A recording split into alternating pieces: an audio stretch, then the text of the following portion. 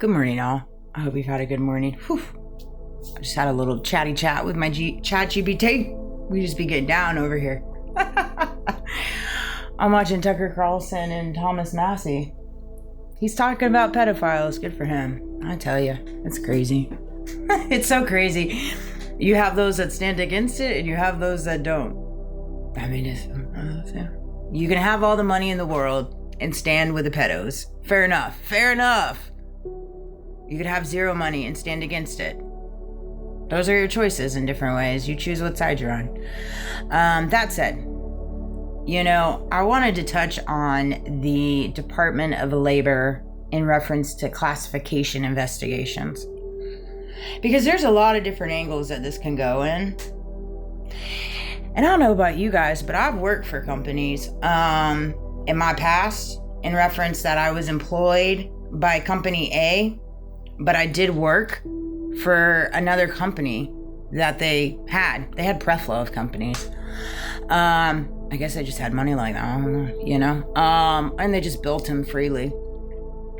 I wasn't quite aware of all of them, but golly be jolly, they got a plethora. That said, there's a little bit of misclassification in that. I do believe so. So here's some food for thought for the Department of Labor in reference to when they go into these little investigations. Here's a food for thought in reference to some companies that you should be investigating. You should investigate companies that have a plethora of amounts of companies and their employees do work. They work for company A, they get paid by company A, but they do work for company B, C, D, and F and G, right? But they only get paid by company A. That's a misclassification, I do believe. Employment relationship is based on reality, not labels. The determination of whether a worker is an employee or an independent contractor is based off economic reality of the relationship, payment source. Paid by company A, work performed for company B, direction, control, potentially coming from either or both. Exactly. And it's so comical to me how everything can get, the words can be manipulated to bend the reality that fits their needs. It's so evident in the business world. You can see it so evidently.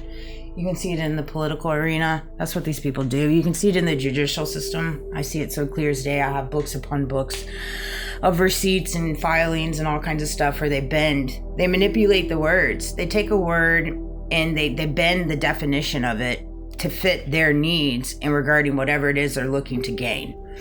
And you can even see this in relatability and conversations when you're dealing with sometimes manipulative people that aren't moving in their truthfully.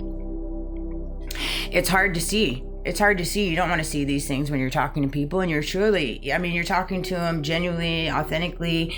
You're moving in the true interest of their being for being your employer.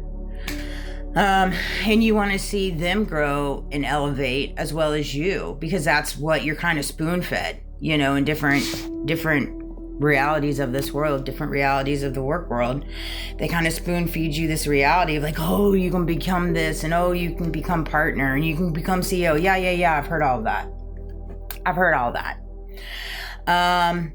And so it's just one of those things. It's an adopted reality that they try to present to you, but kind of dangle the bait in the back. And that's where that sense of control comes into. And so that's where you just have to really hone in on certain things within your reality and within the reality of whatever it is, whatever companies you work for, whatever industry you're working in. You have control of these things. You surely do. You know what's right and wrong. If you're somebody that's worked in the business world, I've been working since I was 15 years old. There's been a very short period of my time where I have not worked. There's 5 weeks during when I was, after I gave birth to my son that I didn't work. But for the most part, there's been a month since I was 15 that I haven't worked. So they can spin the narration of me being lazy and this and that. That's so far from the truth, though I don't even pay any mind to it because I know it's not true. I let my performance speak for itself. I'm not lazy.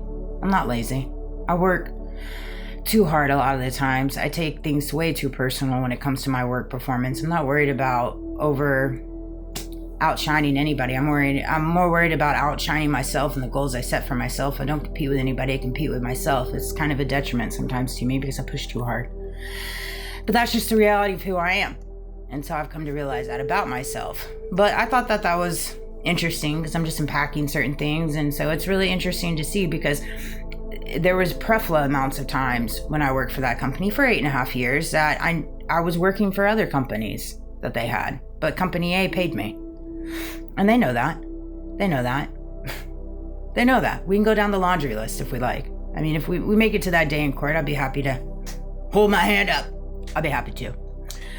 And so that said, we're going to cross over to something after this. So compelling story. Compelling story. These people are very good at providing a compelling story.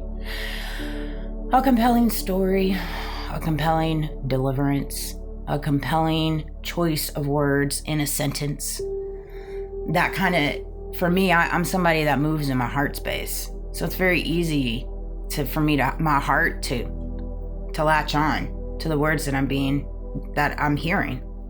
Because I take everybody at genuine level because that's what I'm providing them. So I assume that that's what they're providing me. But now it's like where I'm at in my walk, it's like I don't assume that they're providing me that. I definitely don't assume that. That would just be making a butt of myself.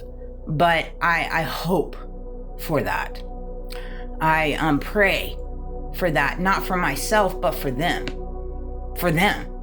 Because they're only hurting themselves meeting me in a disingenuous way, in an inauthentic way. It does not affect me anymore. It used to affect me a lot. It used to affect me tremendously. So much it took me to the ground. It used to affect me very much so. Because I thought there was something wrong with me. Something wrong with me. Like, why are all these people? I don't understand it. Especially when they just can't come and tell you the truth. It's like, bro, girlfriend, I already know. We're good here. We're good. It's all good. I forgive and I love. I get it. I get it. You got to feed your family. You got dirty skeletons in the closet that they got tied to you. Understood. They also spoon-fed you a compelling story because I received it too. And so they know how to bend the reality of truth. I know. I've seen it for myself. I've walked through it as well. So I get that venture of it. And so it's just comical to me when I find myself in certain scenarios and certain illusions, certain tactics, different things with my intuition and my discernment. It's just, I just see things so clearly because I know all sides of the coin. I know both sides because I've been on all sides, unfortunately, and I'm proud and glad and blessed to be on the other side of it. And I want to help people get to the other side of it as best I can based on the reality that we're all walking through right now. That's clear as day. And so I hope this video resonated. But yeah, just a food for thought in the Department of Labor. You know, when you guys are doing your little investigations, take a look at all the companies that have a plethora of companies. Start there. See how many of their employees are working for one company but getting paid from another. Start there and circle back. Take a look at the nonprofit. Take a look at some of the religious groups too. I bet there's some misclassification of contractors there as well. And so these are just things that I would probably venture to take a look at. I think you would probably find a lot. I think you would find a lot of funny money that you could probably really funnel back into this great nation, and we can maybe bring some of these gas prices down, bring some of these food prices down, bring some of the real estate down, bring some of the medication costs down, the co-pays, the premiums, you know, maybe even bring some of the insurance premiums down. I don't know. Perhaps car insurance, medical insurance, homeowners insurance, taxes on your house. I mean, we could just go down the laundry list. These are a lot of things that I think that you would be able to come to a lot of findings within this great nation. So let's start doing it. Let's start doing those tags that you wear around your neck, your little badges. Let's start wearing them, man. Let's do it. I'm here for it. I love you guys.